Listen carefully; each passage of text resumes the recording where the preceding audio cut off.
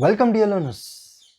Welcome to the lecture series on financial management.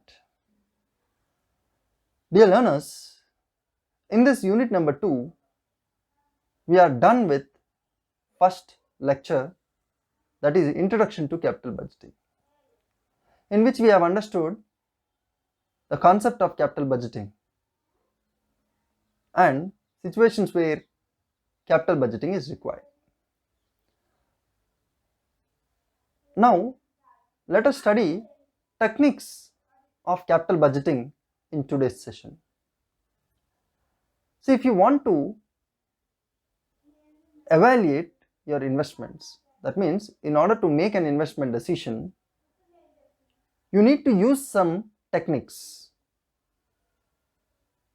to make a decision whether to select or reject a project or which project to be selected so that you can maximize your returns. Now, why to use these techniques? See, when we refer to long-term investments, it involves huge funds. Now, when huge funds are involved, there is huge risk. So, decisions related to investment should be made cautiously. If you make wrong decisions,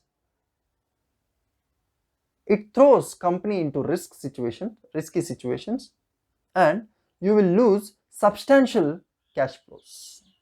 That is the reason why we employ capital budgeting techniques to support our investment decision making process.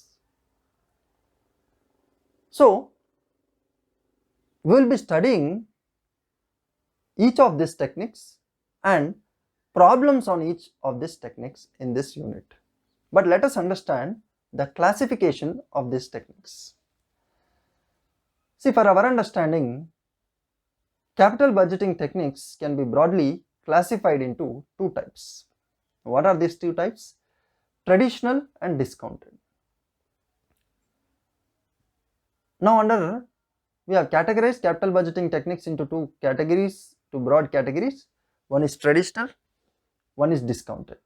Under traditional method, under traditional you can have traditional category, you have payback period method, average rate of return method.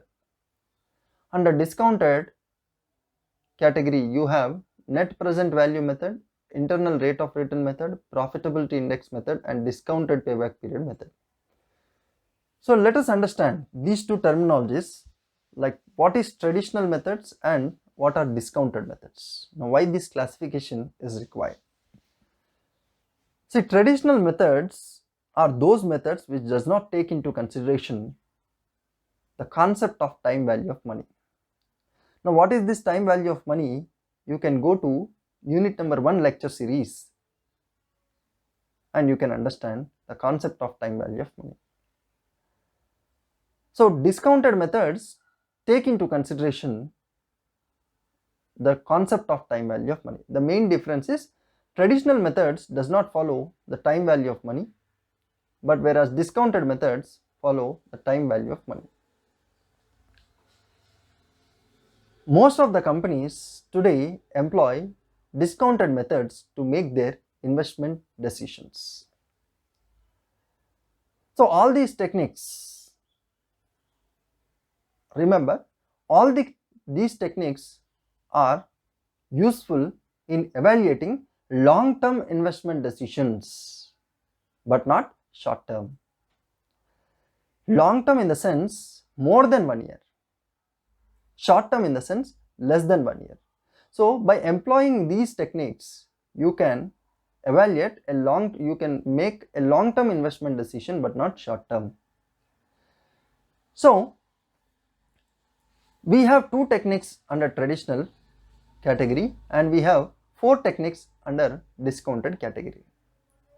So put together we have 6 capital budgeting techniques with the help of which you can make an investment decision. Now, which technique or which either to apply traditional techniques or discounted techniques, that again left to the company, and it depends upon various factors.